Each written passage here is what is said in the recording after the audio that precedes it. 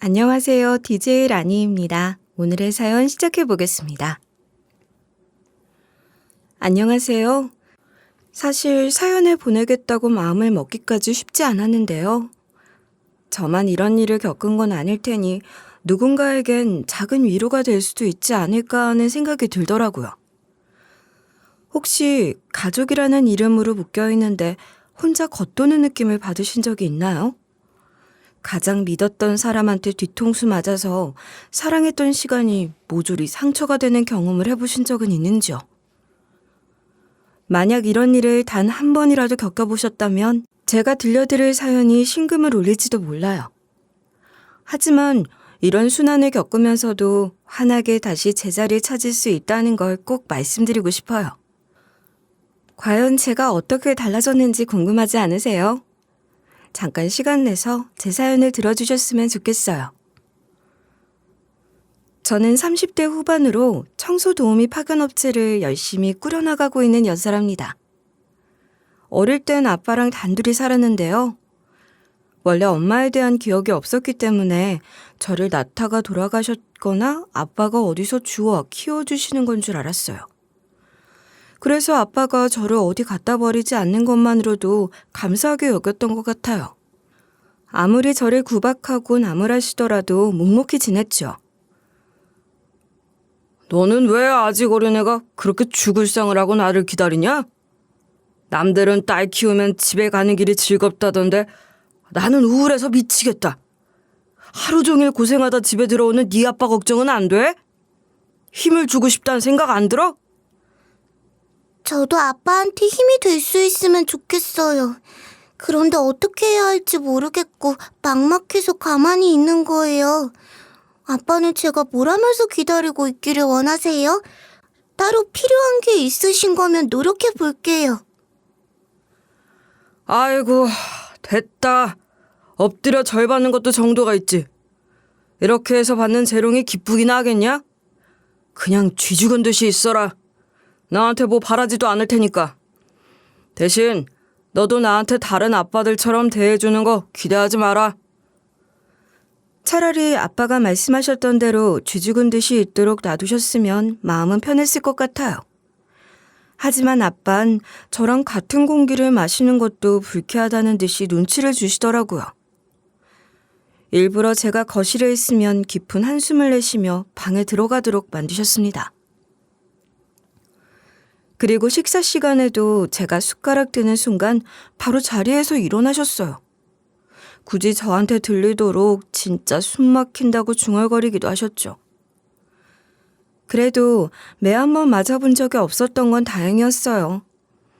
그저 아빠 눈에 거슬리지만 않으면 평화롭게 지낼 수 있었으니까요. 덕분에 바깥에서는 칭찬을 많이 받기도 했습니다. 얘들아, 채연이 좀 닮아봐. 항상 어떤 말을 하든 잘 듣고 얌전하고 의젓한 애는 채연이뿐이야. 오죽하면 선생님이 직접 채연이 아버님께 어떻게 가르치셨냐고 여쭤보고 싶을 정도다. 다들 채연이가 어떻게 수업에 임하는지 봐라. 솔직히 저는 이런 칭찬을 받아도 별로 기쁘지 않았던 것 같아요. 오히려 속은 시커멓게 타들어가고 있었으니까요. 그러던 어느 날 아빠가 계모를 데려오시게 됐습니다. 심지어 계모는 의붓동생까지 데려와서 온전한 가족을 이루게 됐죠. 어린 마음에 저도 드디어 아빠 외의 가족이 생겼다며 들떠 있었던 것 같아요. 나름 의붓동생과 잘 지내고 싶어서 거울을 보며 자기소개를 연습하기도 했고요. 계모에게 말 잘 듣는 딸이란 이미지를 주고 싶어서 설거지도 연습했습니다. 저는 김채연이고 오늘만을 기다렸어요. 무조건 말도 잘 듣고 동생과 사이좋게 지내는 언니가 될 거예요. 그러니까 우리 앞으로 가족으로서 행복하게 잘 지내봐요. 절대로 헤어지는 일 없었으면 좋겠어요. 특히 처음 만나기로 했던 날엔 깔끔해 보이는 인상을 주려고 몇 번이나 세수하는 바람에 피부가 헐어버릴 정도였어요. 하지만 우리 가족은 제 기대와 다르게 흘러갔습니다. 분명 아빠랑 계모랑 의붓동생이랑 서로 살갑게 사이가 좋긴 했는데요. 오로지 저만 빠진 상태였던 거예요. 그냥 저만 외톨이 신세가 되어버리고 만 거죠. 그동안 아빠는 언제나 저를 타박하고 껄끄럽게 생각하셨기 때문에 다정한 면모가 있는 줄은 몰랐거든요. 그런데 아빠는 퇴근하고 오면 계모랑 의붓동생이랑 눈 마주치고 웃으면서 대화를 하시더라고요. 물론 저한텐 다녀왔다는 말씀조차 하지 않으셨습니다. 그리고 주말에 꽃 구경하러 나들이 다녀온 적이 있었는데 저는 아무것도 모르고 있었어요. 나중에 밤이 되고 가족들이 귀가하고 나서야 알게 됐죠. 심지어 의붓동생 생일 때는 케이크도 3단으로 준비해서 축하 파티를 했더군요. 아빠, 항상 나를 친딸처럼 생각해줘서 고마워. 솔직히 처음에 우리 엄마 재혼한다고 했을 때는 무지 반대했거든? 그런데 같이 살고 보니까 너무 좋은 아빠를 만나게 된 것 같아. 얼른 커서 효도하고 싶어. 우리 딸은 존재 자체가 효도인데 뭐. 나도 너랑 네 엄마가 우리 집에 들어오고 나서 다시 태어난 기분이다. 그전까진 집으로 가는 길이 꼭 도살장 끌려가는 기분이었거든. 요즘은 일하다가도 집 생각이 날 정도야. 솔직히 대화하는 것을 남들이 들어보면 제가 의붓딸이고 의붓동생이 친딸인 줄 알았을 거예요. 아직 같이 산 지 얼마 되지 않았을 시점부터 의붓동생은 아빠를 편하게 대했거든요. 물론 아빠가 다 받아주시니까 가능한 거였죠. 아무래도 아빠는 계모한테 홀딱 반해서 재혼을 행복해 하시는 것 같았습니다. 하지만 저는 마음이 처참하게 무너져 내리는 기분이었어요. 그동안 아빠랑 둘이서 살 때는 원래 집안 분위기 자체가 어두운 줄 알고 적응하며 살아왔잖아요. 그런데 아빠가 환하게 웃으면서 계모와 의붓동생을 대하는 모습을 보니 배신감도 들고 서럽더라고요. 게다가 아빠가 의붓동생을 편애하고 있으면 계모라도 저를 챙겨줘야 하잖아요. 하지만 계모는 저를 투명인간 취급하거나 타박했습니다. 채연이 너는 진짜 야무지지가 못하구나. 제발 밖에 나갈 때는 옷을 단정하게 입고 나갈 생각 없어? 왜 단추 하나 풀고 나간 건데? 너 때문에 나만 이상한 계모라고 욕먹으면 어떡할 거야? 일부러 그러는 거니? 절대로 그런 거 아니에요. 그냥 단추를 다 채우고 다니면 숨이 막히는 것 같아서 맨 위에만 풀은 거예요. 어차피 저처럼 하고 다니는 사람 많아서 괜히 새엄마만 뒷얘기 들으실 일은 없을 거예요. 다음부턴 조심할게요. 안 그래도 너만 거실에 나오면 집안 분위기 우중충해지는 거 알지? 맨날 멍하니 서 있기만 하지 말고 눈치라도 챙기고 있어라. 사실 너만 잘하면 우리 집은 아무런 문제가 없잖아. 제발 피곤하게 굴지 말자. 지금 생각해도 이 시절에 저는 너무나 안쓰러웠던 것 같아요. 하도 집안에서 눈칫밥을 얻어먹게 되니 용돈 같은 건 감히 기대할 수도 없었거든요. 하지만 저도 친구들과 어울리려면 분식 정도는 사주는 날도 있어야 하잖아요. 아무리 친구들이 저를 안쓰럽게 여겨서 챙겨준다고 해도 매번 얻어먹기는 미안하더라고요. 채연아, 괜히 부담 갖지 말고 같이 먹자. 어차피 너 집에 가면 마음 편하게 있지도 못하잖아. 우리가 뭐 비싼 거 사주는 것도 아니고 떡볶이나 사주는 건데 그냥 먹어. 원래 친구란 게 이런 거잖아. 그래도 어떻게 매번 얻어먹어? 내가 다음번에는 어떻게든 용돈을 구해볼게. 나한텐 너네밖에 없단 말이야. 이렇게 고마우면서 받기만 하는 건 내 양심이 허락하지 않아. 무조건 나도 너희한테 보답할 거야. 나름 마음을 다부지게 먹고 친구들에게 보답하겠다고 약속했습니다. 하지만 저는 아빠한테나 계모한테 용돈을 달라는 말은 참 못했어요. 분명 어마어마한 꾸중이 돌아올 게 분명했으니까요. 그래서 저는 혹시 책 사이에 껴둔 돈이라도 있을까 싶어 집안을 샅샅이 뒤졌습니다. 그런데 어떤 백과사전을 펼쳤을 때 가족 사진이 하나 있더라고요. 우선 아빠의 얼굴은 알아볼 수 있었고 저랑 닮은 여자가 갓난아기를 사랑스럽게 껴안고 있었죠. 그냥 딱 봐도 제 어린 시절에 찍은 가족 사진이라는 것을 알 수 있었습니다. 그때 저에게도 엄마의 존재가 있었다는 것을 깨달았어요. 그동안 존재도 모르고 살다가 엄마의 존재를 알고 나니 너무 그립게 느껴지더라고요. 하지만 아빠를 통하지 않으면 저는 엄마가 어떤 분이셨고 왜 지금은 곁에 없는지 알 수 없었어요. 결국 저는 용기 내서 아빠에게 가족 사진을 보여주며 궁금증을 늘어놓았습니다. 하지만 아빠는 바로 노발대발하면서 저를 손가락질하더군요. 도대체 이걸 어디서 찾은 거야? 이미 너 버리고 바람나서 나간 여자를 왜 찾는데? 기껏 잊고 살았더니 네 아빠 속 뒤집어지는 거 보고 싶어? 너는 핏줄도 아닌데 정성스럽게 키워준 네 새엄마한테 미안하지도 않아? 이렇게 배응망덕한 걸 자식 새끼라고 키우고 있었네. 그렇게 저는 아빠한테서 내놓은 자식 취급받고 기억에도 없는 엄마한테는 버림받은 자식이라 여기며 우울하게 성장했습니다. 아무래도 의붓동생이랑 처지가 비교돼서 더 힘들었던 것 같아요. 왜냐하면 저는 이 세상에 저를 태어나게 한 부모님 모두에게 사랑받지 못했는데 바로 옆에 있는 의붓동생은 피 한 방울 안 섞인 아빠의 사랑까지 받고 있었으니까요. 심지어 저한텐 일반 교과목 학원조차 아깝다면서 보내주지 않았거든요. 그런데 의붓동생은 무용하고 싶다고 하니 아빠가 비싼 돈 들여 선생님을 붙여주시더라고요. 그렇게 계모와 아빠가 저를 무시하니 의붓동생도 저를 우습게 여겼어요. 그러다 한번 다 같이 외식한다면서 백화점에 가게 됐습니다. 여느 때와 같이 저를 손가락질하고 조롱하더군요. 어떻게 새 옷을 입혀놔도 꼬질꼬질하다는 생각이 들지? 타고난 촌스러움은 어떻게 감출 수도 없는 건가? 언니는 밖에 나와서 얼굴 들고 있기도 창피하지 않아? 평생 그렇게 살아와서 그런가? 만약 집안에서 그런 거면 무시하고 말았을 거예요. 하지만 백화점에서는 다른 사람들도 다 쳐다보고 있어서 울분이 터지더라고요. 그렇게 의붓동생은 에스컬레이터에서 제 위에 서 있었는데요. 저를 하찮게 여기면서 밀치려고 하길래 어깨를 쓱 피해버렸습니다.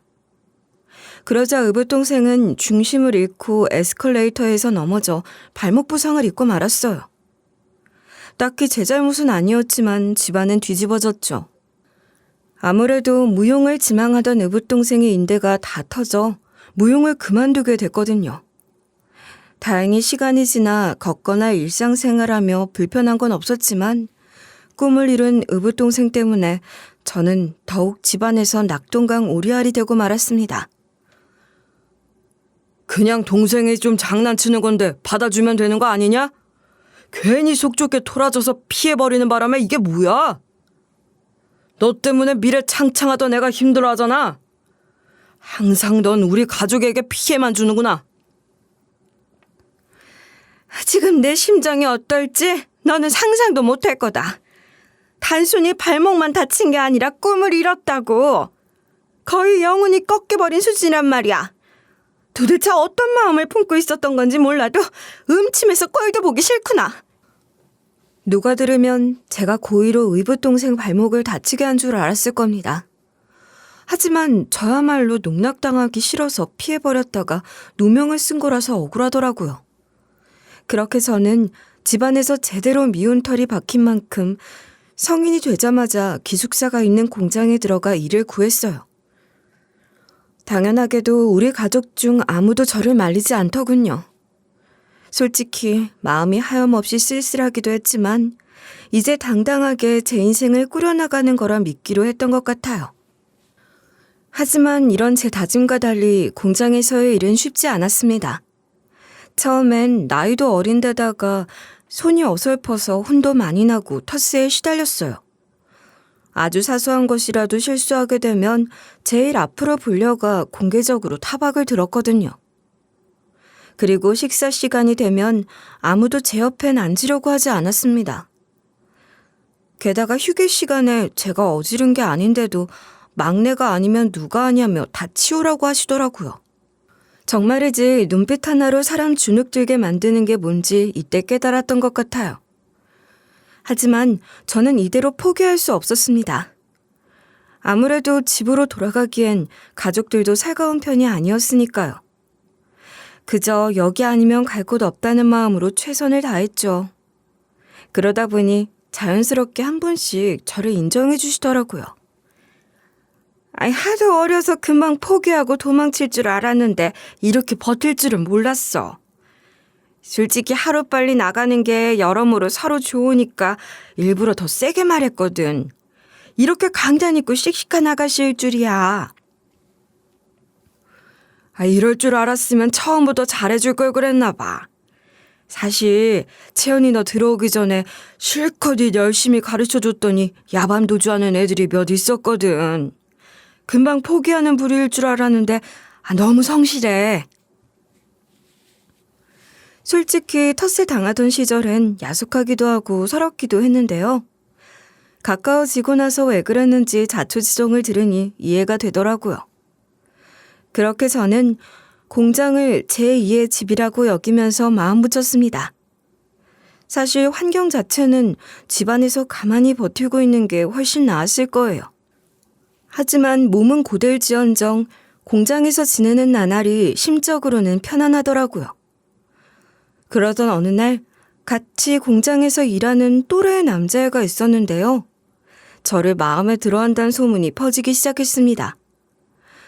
원래 우리 공장은 남자가 맡은 일과 여자가 맡은 일이 따로 분리가 되어 있어 일개 직원인 저랑은 크게 마주칠 일이 없었거든요.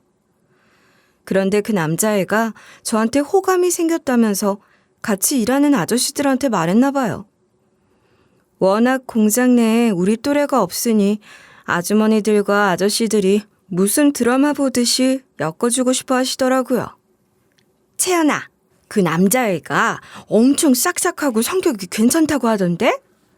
한번 만나봐. 나라면 당장 얼굴 보러 갈 거야. 지금처럼 꽃다운 시절이 또 안 올 텐데 일만 하기 아깝잖아. 혹시 수줍어서 그러는 거면 내가 대신 물어봐 줄게. 내가 보기엔 재현이 너만 수락하면 돼. 혹시 사내 연애라고 눈치 받을까 봐 걱정하는 거면 절대로 그런 생각하지 마라. 무조건 나한테 와서 일러. 아주 그냥 내가 혼내줄 테니까. 젊은 사람들이 사랑하는 건 환영이라고. 만약 제가 이런 호의에 익숙한 사람이라면 금방 만나러 갔을지도 몰라요. 하지만 저는 어릴 때부터 부정적인 평가를 많이 듣고 자랐잖아요. 덕분에 저 스스로에 대한 자신감도 없었고 금방 떠나버릴 관심이라고 여겼습니다. 하지만 아주머니들과 아저씨들이 열렬하게 격려해줘서 그런지 남자애는 괜히 제가 일하는 곳으로 넘어와 도와주기도 하더라고요. 그리고 사람들의 시선을 피해 간식을 하나씩 더 챙겨주기도 했습니다. 물론 고맙고 감동스러운 마음도 있었지만 저는 여기 아니면 갈 곳이 없는 처지라 괜히 눈에 띄기 싫었어요. 그래서 남자의 마음을 모르는 척하면서 매번 이러지 않아도 된다는 태도를 유지했죠. 그런데 남자의 입장에선 제가 같은 처지의 남자를 만나기 싫어 이러는 줄 알았나 봐요. 어느 날 저한테 고백을 하면서 뜻밖의 사실을 털어놓더라고요. 혹시 내가 별 볼 일 없어서 거절하고 싶어 하는 거야? 내가 뭐 대기업 다니는 정도는 아니지만 우리 공장장님 아들이거든. 어떻게 일이 돌아가는지 현장에서 배우기 위해 굳이 티내지 않고 몸소 겪고 있는 거야. 이 정도면 미래가 엉성하지도 않은 것 같은데 우리 만나보는 게 어때? 솔직히 제가 몇 번이고 모른 척하며 거절했음에도 꾸준히 다가와주는 마음이 고마웠습니다. 어느샌가부턴 저도 이 사랑을 만끽하며 기대하고 싶었죠. 하지만 공장장의 아들이면서 어떻게 저를 만나겠어요. 이 남자엔 언젠가 공장을 물려받겠지만 저는 여기서 말단으로 일하는 여자애잖아요. 하지만 남자애는 이런 저의 걱정에도 아랑곳하지 않더라고요. 네 마음 항상 아끼지 않고 표현해줘서 고마워. 솔직히 공장장님 아들이면 나 때문에 자존심 상하기도 했을 텐데 기다려줘서 감동이야. 하지만 나는 너랑 비교하면 아무것도 아니잖아. 괜히 나중에 곤란해지기 싫어. 그런 걸로 내가 사람의 급을 나누는 사람이었다면 애초에 현장에 와서 직접 구르고 있지 않았을 거야. 오히려 나는 지금 배우는 게 많고 다른 아저씨들이 존경스럽기까지 해.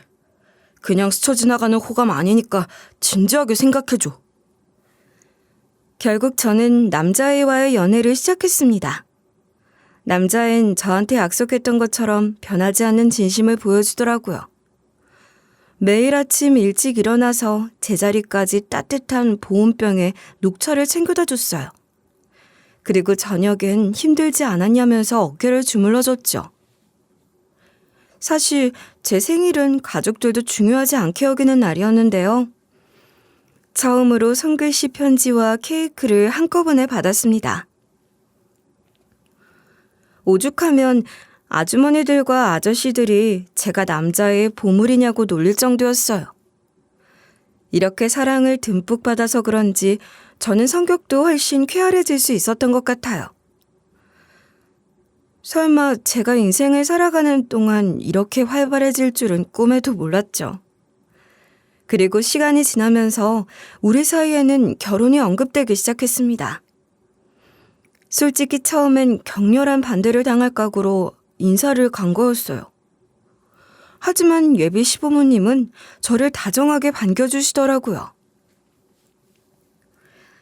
태연 씨야 뭐 우리 공장에서 에이스로 일해주고 있으니 굳이 재고 따질 필요가 없지. 예전에 하도 우리 아들이 절절하게 짝사랑하길래 도대체 언제쯤 받아주려나 궁금하기도 했었고. 이젠 우리 며느리가 되는 거라니 역시 사람 인연은 몰라. 나도 마찬가지야. 이렇게 착실하고 상냥하다고 칭찬이 자자한 며느리라면 너무 고맙지. 우리 아들이 워낙 소중하게 생각하길래 누가 와도 받아줘야겠다 싶었는데 사람까지 좋다니까 너무 기쁘다.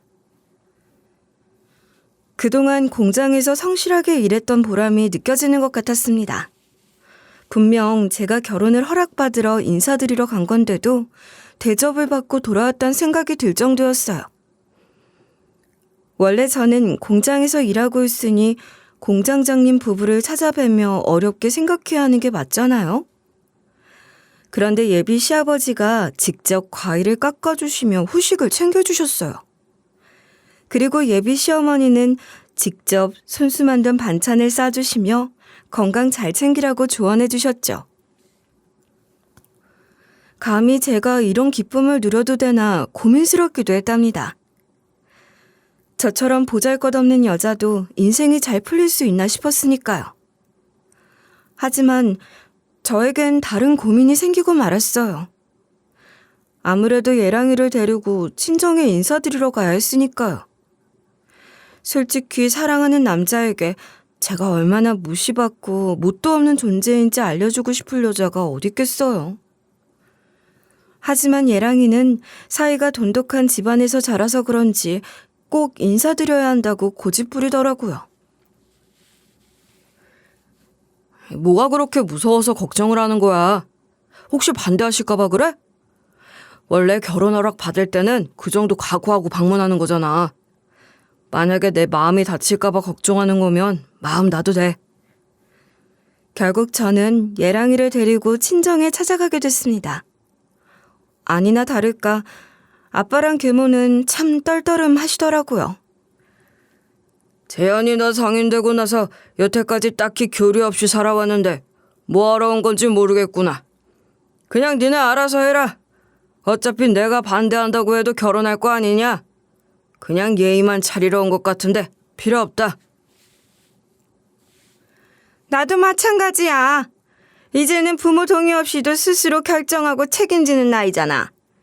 아무리 우리가 사이감 어떤지 살펴봐야 오랫동안 교제한 너만큼 할 수 있겠어? 만약 안 좋은 남자라도 네 팔자련이 같이 살아라. 지난번 예비시댁에 인사드리러 갔을 때랑 너무 비교가 돼서 민망하고 미안했습니다. 아무리 그래도 초면에 예비사위한테까지 쌀쌀맞게 굴 줄은 몰랐거든요. 그런데 의외로 의붓동생이 분위기를 환기시켜주더라고요. 아니, 우리 엄마랑 아빠가 왜 그러실까? 첫째 딸 시집 보내려니까 아쉬워서 그러나? 괜히 형부까지 눈치 보게 만들지 말고 덕담 좀 해주자. 이왕 결혼시키는 거면 서로 인연 만드는 게 좋잖아. 처음으로 의붓동생한테 고마워서 눈물이 날 정도였습니다. 덕분에 아빠랑 계모도 더 이상 나무라지 않았거든요. 그렇게 우리는 기분 좋게 결혼을 허락받고 돌아올 수 있었어요. 그런데 막상 양가의 결혼 허락을 받고 나서 예랑이가 저를 대하는 태도가 서서히 달라지는 게 느껴졌습니다. 여태까지 교제하는 동안 지극정성으로 저한테 다정하기만 했던 남자가 슬슬 피곤하다거나 귀찮다는 기색을 보이면서 데이트를 미루는 거예요. 심지어 겨우 만나 같이 시간을 보내는데도 휴대폰만 들여다보기 바빴어요. 만약 카페에 같이 들어가기라도 하면 얼른 아이스 커피를 다 마셔버리고 언제 나갈 거냐며 재촉했죠. 그러더니 예랑이는 아예 결혼 준비를 미루려고 들었습니다. 요즘 왜 이렇게 나한테 소홀한 거야? 이제 결혼 허락도 다 받았으니까 차근차근 준비해 나가야 하잖아. 혹시 나한테 뭐 서운한 게 있었어? 왜 그렇게 얼굴 보기 힘든 건지 궁금하네. 지금 결혼할 생각에 들뜬 건 나뿐이야? 어차피 우리 결혼 허락받는 게 제일 어려울 것 같았는데 생각보다 손쉽게 해치웠잖아. 이제 천천히 준비해도 상관없는 거 아니야? 괜히 마음 조급하게 먹지 마. 아, 솔직히 요즘 바빠서 일이 신경 쓰기 힘들어. 아무리 생각해도 예랑이가 바쁠 이유가 딱히 없었습니다. 아예 저랑 다른 직장을 다니고 있다면 그런가 보다 하고 받아들였을 거예요. 하지만 저랑 같은 공장에 있으면서 뭘 자꾸 피곤하다는 건지 모르겠더라고요. 하지만 예랑이는 실제로 저랑 영화 보러 가서 2시간 내내 자고 나온 적도 있었어요. 솔직히 기분도 상하고 상처받기도 했죠. 혹시 다 잡은 물고기한테 밥 안 준다는 게 이런 건가 싶기도 했답니다. 하지만 예랑이가 진짜 마음이 식은 거라면 저한테 아예 파혼을 선언하지 않았을까 싶더라고요. 그렇게 저는 아직 이별을 고한 건 아니니까 마음을 다잡으려 노력했어요. 원래 결혼 전에는 여자든 남자든 인생의 새로운 페이지를 여는 거라 우울해지는 경우도 있잖아요. 하지만 예랑이와의 결혼 준비는 완전히 정체돼서 도저히 진전이 되지 않았습니다. 같이 공장에서 일하시는 분들이 어떻게 되어가고 있는 거냐면서 궁금해하셨는데요. 도저히 할 말이 없고 민망했어요. 아, 이제 채연이 새 신부 될 예정이라 하루하루가 설레겠다. 어떤 드레스 입을진 고른 거야? 나한테만 미리 보여주면 안 될까? 한 가지 충고하고 싶은 건 괜히 돈 아끼겠다고 참지 마. 어차피 인생에 한 번뿐인 날이잖아. 그러니까 난 예전에 하도 신랑이 사진만 잘 나오면 된다길래 새하얗기만 하고 디자인 구린 드레스 입고 결혼했는데 지금도 후회해. 평생 한이 남아서 신랑한테 잡돌이 하게 된다니까. 뭐 채연이는 엄청 사랑받으면서 하는 결혼이니까 하고 싶은 대로 하겠지.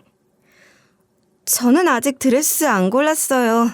당장 급한 거 아니니까 여유를 갖고 결정하기로 했거든요. 만약 드레스 보러 갔다 오면 그때 알려드릴게요. 벌써부터 떨려서 뭐 제대로 할 수나 있을지 모르겠어요. 도대체 언제까지 이렇게 둘러대야 하나 막막하더라고요. 그런데 다행인지 불행인지 얼마 안 가서 예랑이가 왜 갑자기 변심했던 건지 알아버렸습니다. 글쎄 제 의붓동생이랑 예랑이랑 눈이 맞아버린 거예요. 심지어 제가 이 소식을 어떻게 접했는지 아시나요? 분명 예랑이가 저를 위해 오랜만에 식사 자리를 예약했다고 했거든요. 그런데 약속 장소까지 같이 가는 게 아니라 저보고 혼자 거기까지 오라는 거예요. 평소에 데이트라면 약속 장소까지 같이 갔기 때문에 의아했습니다. 설마 의붓동생 데리고 오느라 저를 혼자 오라고 했을 줄은 몰랐으니까요. 그렇게 얼떨결에 삼자대면을 하게 됐는데요. 이미 머리가 터질 것 같은 저한테 다시 한 번 더 폭탄 발언이 떨어졌습니다. 언니, 나 임신했어. 미안하지만 언니 대신 내가 결혼해야 돼. 설마 한 생명이 자라고 있다는데 반대할 건 아니지? 어차피 우리는 서로 진심으로 사랑하고 있어.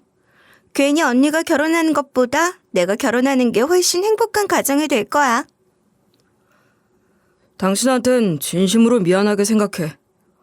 하지만 사람 마음이라는 게 선을 긋는다고 딱 사라지는 게 아니잖아. 지난 시간 동안 당신한테 진심이었지만 이제는 새로운 사랑이 나를 웃게 만들고 있어.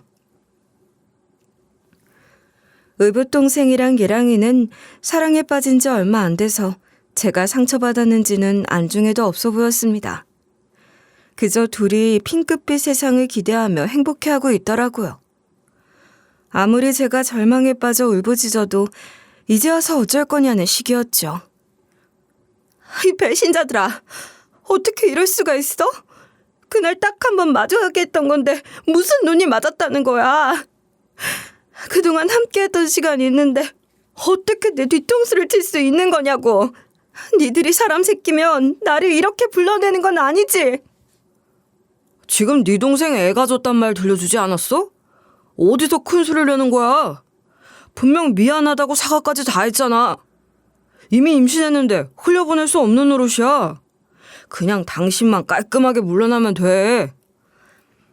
차라리 결혼 준비 본격적으로 하기 전에 헤어지는 거니까 다행이지 뭐. 이미 마음 떠난 사람 구질구질하게 붙잡는 것보다 잘 지내라고 인사해주는 게 더 멋진 거 몰라? 괜히 미련스럽게 굴지 마. 아무리 그래도 결혼까지 약속했던 사이인데 이렇게 마음이 순식간에 사라져버릴 수 있나요? 하지만 예랑이의 마음이 식어버렸다는 건 모를 수 없었습니다. 이 상황을 차마 믿을 수 없어 도대체 언제부터 이런 사이가 된 건지 캐물었거든요. 그런데 제가 순순히 떨어져 주지 않는 것 같아서 기분이 나빴나 봐요.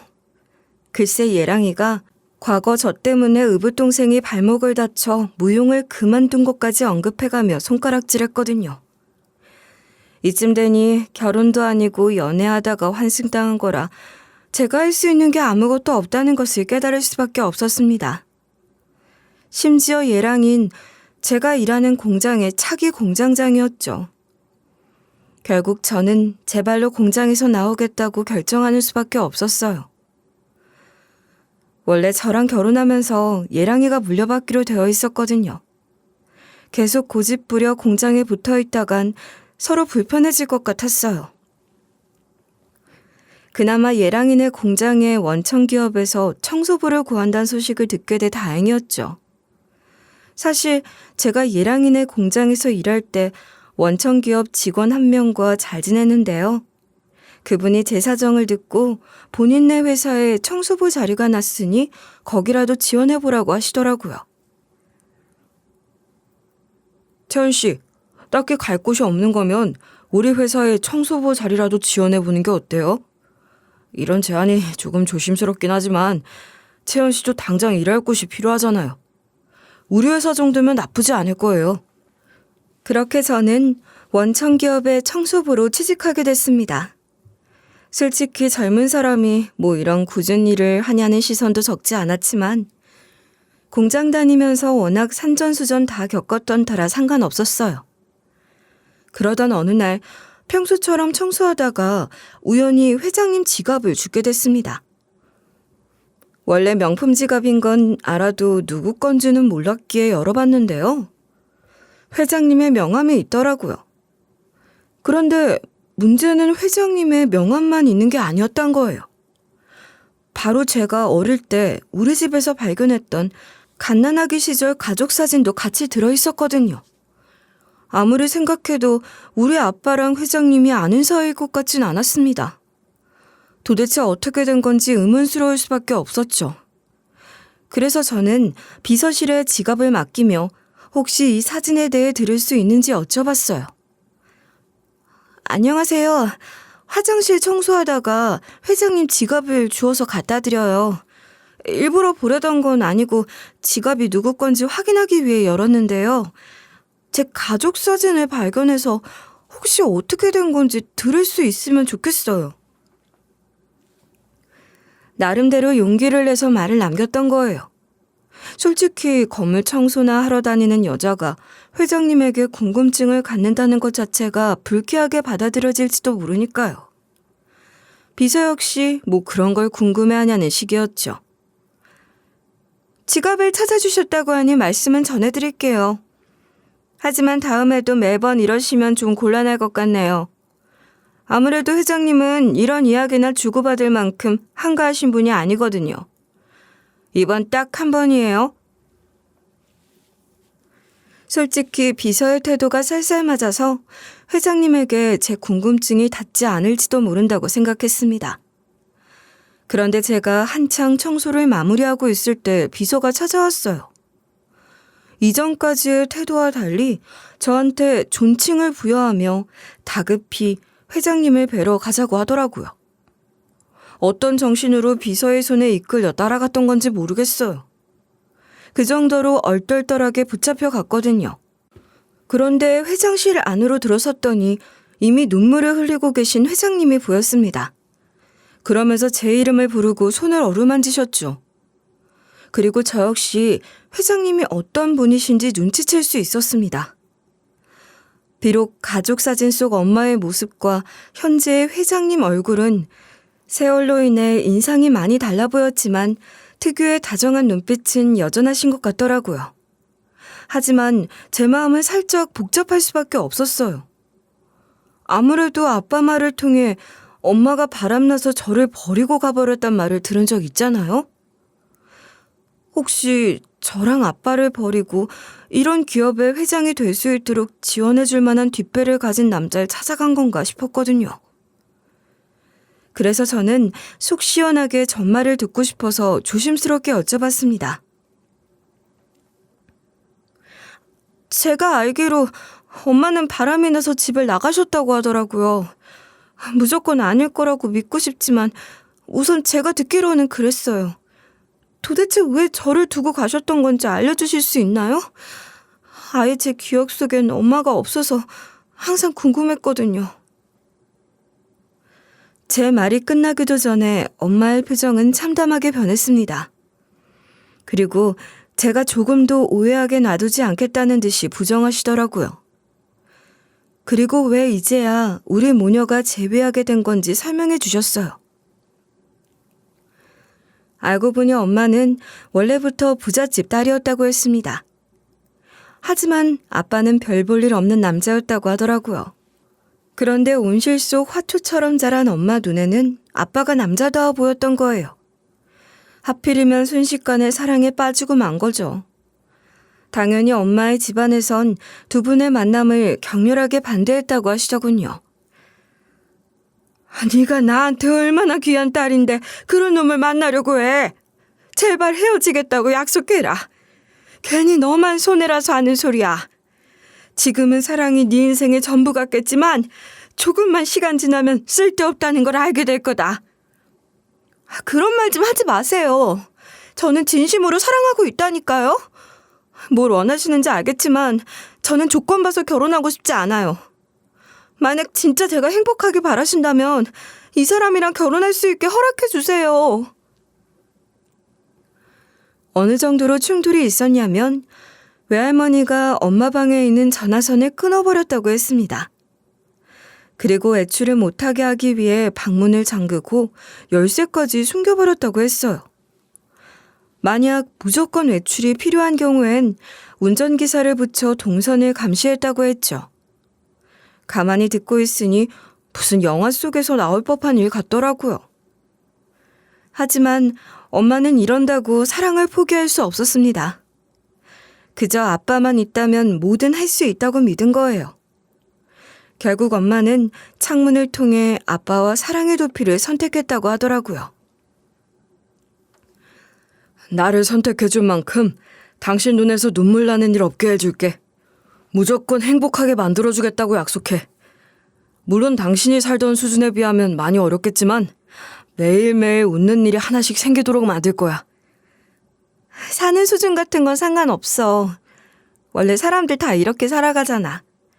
그동안 내가 너무 아무것도 모르고 산 건 아닐까? 이제라도 당신 옆에서 남들처럼 살아가고 싶어. 괜히 조건 맞춰서 인형놀이 하긴 싫거든. 그렇게 엄마는 저를 낳고 넉넉하진 않더라도 행복하게 살아갈 미래를 꿈꿨다고 했습니다.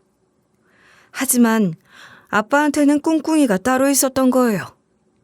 사실 엄마를 진심으로 사랑해서 만난 게 아니라 집안에 눈독 들여 탐냈던 거였죠. 아무리 사랑의 도피를 떠난 거라 해도 엄마가 자식까지 낳고 가정을 꾸려 살아가는 모습을 보면 엄마네 집안에서도 두 손 두 발 들고 아빠를 사위로 인정해 줄 거라 기대했더라고요. 하지만 엄마네 집안에선 벽을 무너뜨리지 않았고 금전적인 도움을 한 푼도 안 해주셨대요. 물론 아빠는 직장이 따로 있어 생계에 지장이 있었던 건 아니지만 크게 실망했다고 했습니다. 결국 사랑도 바닥나서 아빠는 엄마한테 거칠게 굴기 시작했어요. 설마 우리 집에서 돈 안 준다고 이러는 거야? 이럴 거면 처음부터 도망가자고 할 게 아니라 끝까지 설득해보자고 했어야지. 왜 나한테 화풀이 해? 분명 내 눈에 눈물 나는 일 없게 해주겠다며. 도대체 얼마나 순진하길래 그 말을 믿은 거야? 여자 마음 사로잡으려면 무슨 말을 못하겠어? 진짜 사람이 살아가면서 사랑만으로 행복할 수 있을 거라 생각해? 정신 좀 차려. 어디 가면 조롱당할 테니까. 아빠는 물건을 집어던지거나 술만 마시면 고래고래 소리를 질렀다고 했습니다. 그러더니 엄마한테 손을 드는 일까지 발생하고 말았죠. 결국 엄마는 저를 위해 인내하며 살다가 이혼을 결심했다고 하더라고요. 당장 아빠가 순순히 헤어져 줄 것 같지 않으니 집안에 도움을 구하러 길을 나섰다고 했어요. 그런데 하필이면 이런 상황에서 뺑소니 사고를 당하고 만 거예요. 다행히 병원으로 바로 옮겨져서 생명에 지장은 없었지만 기억을 잃게 되셨죠. 그리고 엄마네 집안에선 이 사고 소식을 전해받고 뭔가 이상하게 여겼다고 했습니다.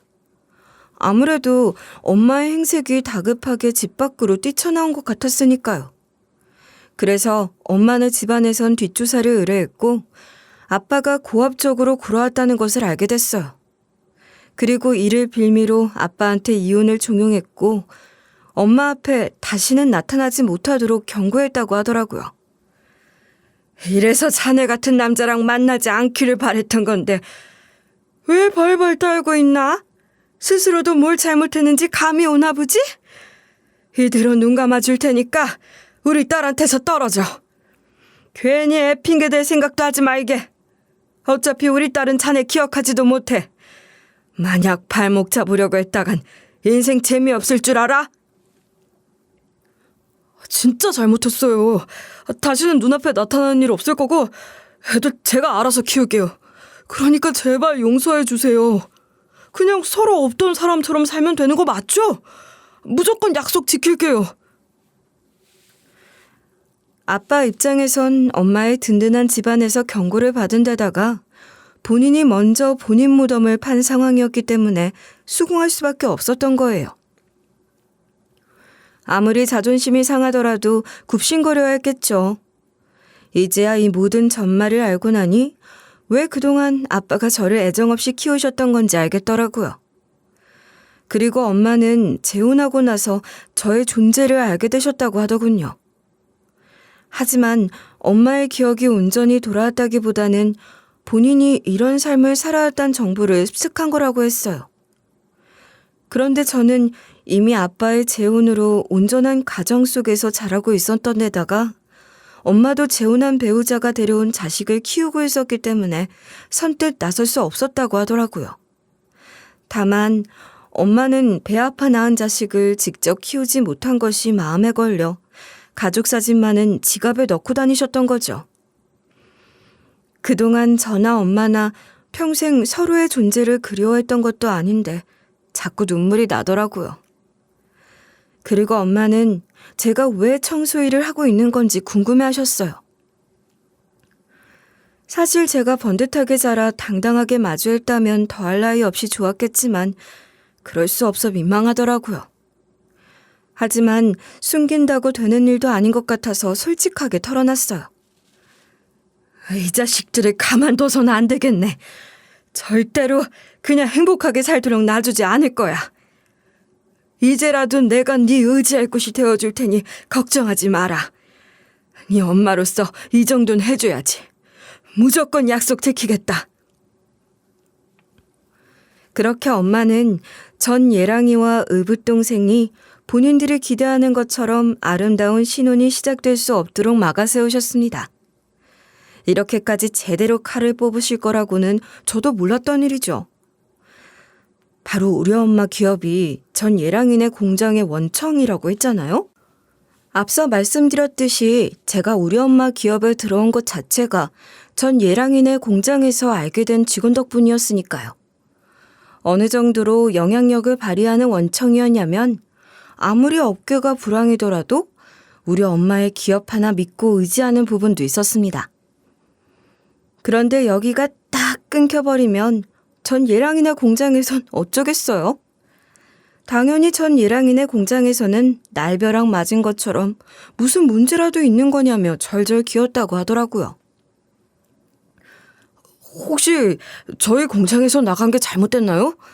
왜 거래를 끊으려고 하시는지 사유라도 말씀해 주세요. 무조건 고칠게요. 그동안 신뢰를 쌓으면서 거래했는데 이렇게 쉽게 끊지는 말아주세요. 부탁드립니다. 전 예랑이는 거의 울먹거리면서 계속 거래할 수 있게 해달라고 호소했다고 하더라고요.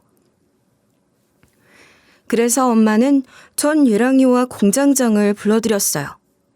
그리고 이 자리엔 저까지 참석해 사자 대면하는 상황이 생겼죠. 역시나 전 예랑이는 저를 마주하자마자 눈에 띄게 당황하더라고요. 도대체 내가 왜 이 자리에 있는 건지 의아한가 보네. 사실 나한테도 축하할 일이 생겼거든. 바로 나를 낳아주신 엄마를 찾았어. 왜 아무런 말도 안 하고 가만히 있어? 당신한테 곧 태어날 아이가 있는 것만큼 나도 축하받을 일인데.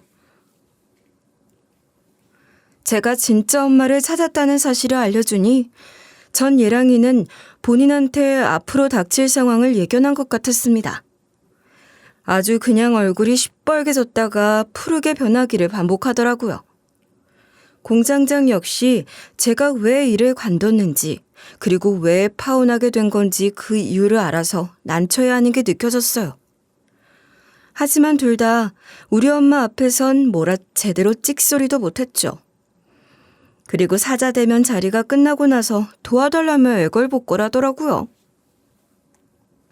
하필이면 내가 마지막으로 끊어내는 예의가 없었다고 생각해. 진심으로 반성하고 있고 후회하고 있어. 그런데 내가 곧 아빠가 될 예정이잖아. 제발 이러지 말아줘. 만약 공장 망하면 나만 망하는 게 아니란 말이야. 그걸 왜 나한테 말하는 거야? 그렇게 간절하면 나한테 이럴 게 아니고 아까 엄마한테 뭐라도 호소해보지 그랬어. 네가 알아서 할 일인데 괜히 내가 잘못하고 있는 것처럼 불쌍한 척하지 마. 이제 나는 너한테 아무 감정 없으니까. 진짜 애아빠로서 책임감이 있고 뭐라도 할 생각이라면 저한테 빌고 있을 게 아니라 새로운 직장이라도 구해보기 위해 용서해야 하지 않나요? 그리고 이 상황은 우리 아빠랑 계모와 의붓동생 귀에도 들어갔습니다. 아니나 다를까 계모와 의붓동생은 쌩 난리가 났다는데요. 아빠는 과거 본인이 저질렀던 짓이 있어서 그런지 차마 엄마한테 뭐라 말도 못하는 것 같더라고요. 아무리 계모와 의붓동생이 뭐라고 말 좀 붙여보라고 들쑤셔도 꿀먹은 벙어리였죠. 그나마 저한테만 어떻게 마음을 돌려보려고 애쓰더군요. 죽을 때까지 내가 너 힘들게 했던 거 반성할게. 어차피 너한테 제일 잘못한 사람은 나잖아. 네 동생 임신까지 했는데 살아갈 길만 터줬으면 좋겠구나. 그리고 네가 단호한 척해도 속마음은 여린 아이라는 거 내가 다 알고 있다. 저랑 피 한 방울 안 섞였는데 왜 제 동생이에요? 쟤는 저 언니 취급해준 적 있대요? 새엄마도 저 딸이라고 생각하신 적 없잖아요. 게다가 저녀는 제 결혼을 훔쳐갔는데 제가 편의를 봐줘야 하나요? 도대체 아빠는 양심이 없어요? 그러게, 내가 또 경솔하게 말실수를 했구나. 제발 노여움 풀어줘라. 어떻게 해야 네 마음이 편해질지 말해주면 뭐든지 할게. 한 번만 용서해주면 된다. 만약 네가 머리 박으라고 해도 할 테니까 제발 이러지 마라. 항상 제 앞에선 차갑고 쌀쌀맞던 아빠가 전전긍긍 부탁하니 신기했습니다. 하지만 제 마음은 티끌만큼도 돌아서지 않았어요. 결국 뱃속의 아이 때문에 의붓동생과 전 예랑이는 결혼했는데요. 의붓동생이 꿈꾸던 것처럼 신혼을 시작할 수는 없었어요. 애초에 의붓동생은 직업도 뭣도 없이 집에 눌러앉아 있다가 공장 물려받을 거라는 전 예랑이한테 취직갈 준비했던 거니까요. 당연히 성대한 결혼식을 올리는 건 꿈도 꿀 수 없었고 앞으로의 미래도 막막했을 겁니다. 결국 전 예랑이는 여기저기 새로운 거래처를 뚫기 위해 용 썼다고 하더라고요. 하지만 가장 큰 거래처인 우리 엄마 기업이 끊어버리는 바람에 업계에서도 뭔가 구린 거 아니냐는 의문이 생겼다고 했어요. 당연히 전 예랑이네 공장은 모든 거래처가 다 끊겨버리고 말았죠. 그렇게 전 예랑이와 의붓동생은 우리 아빠 집에 들어가 얹혀 살고 있다고 하더라고요. 얼떨결에 우리 아빠는 그 연세의 계모랑 전 예랑이랑 의붓동생이랑 곧 태어날 아이까지 책임지셔야 하는 상황이었죠. 그냥 언니한테 연락해서 다시 한번 구걸해보면 안 돼? 아니, 이제 애까지 태어날 건데 이러고 어떻게 살아? 벌써부터 답답하고 끔찍한데. 언니가 나한테 원한이 있어서 그렇다 쳐도 아빠는 한번 다시 호소해볼 수 있는 거 아니야? 이제 애엄마 될 거면 제발 철 좀 들어라. 이미 나도 자존심 다 구기고 몇 번씩이나 부탁해 봤다고. 그래도 철옹성같이 거절하는데 뭘 더 어떻게 하라는 거야. 그러게 왜 경부될 사람을 꼬셔서 이사단을 만들어? 그렇게 친아빠 친딸 사이인 것처럼 사이좋게 지내더니 크게 한바탕 싸웠다고 하더라고요. 솔직히 그 집 식구들이 어떻게 지내는지 더 이상 궁금하지 않았는데요. 계모가 저한테 동정심 유발하기 위해 근황을 전해줬습니다. 하지만 저는 그냥 실컷 비웃어주고 전화를 끊어버렸어요. 그리고 저는 엄마와 꾸준히 연락하고 얼굴 보면서 지내고 있습니다. 다행히 엄마의 새로운 배우자와 자식도 이해해줘서 얼마나 고마운지 몰라요. 계속 인연을 이어가고 싶은 만큼 상속은 거절하겠다는 각서까지 써드렸는데요. 바로 거절하면서 다른 이야기를 하시더라고요. 너 그동안 고생하면서 살아온 거 다 아는데 내가 돈 탐낼까 봐 각서 쓰라고 하겠어? 앞으로 네가 어떻게 살아갈지 도와주고 싶다. 한번 네가 잘 꾸려나갈 수 있는 게 뭐가 있을지 같이 고민해보자. 제가 잘할 수 있는 게 있을까요? 그나마 꼼꼼하다는 말은 많이 들었던 것 같은데 직접 도와주신다고 하니 열심히 따라가 보겠지만 진짜 잘 해낼 수 있을지 자신은 없어요. 그래도 포기하지 않도록 이끌어주세요. 그렇게 엄마는 제가 청소도우미 파견업체를 운영할 수 있도록 도와주셨습니다. 덕분에 저는 나름대로 활발하게 일을 꾸려나가며 자부심을 갖고 살고 있어요. 누구나 사람이라면 본인이 세상에서 쓸모없다고 느껴지는 순간이 있는 것 같은데요. 바깥에선 뭐라고 짓거리든 본인 인생에 집중하고 열심히 살아가면 다시 기회가 찾아온다고 생각해요. 그러니 여러분도 절대로 바깥의 시선 때문에 삶을 포기하지 마세요. 지금까지 들어주셔서 고맙습니다.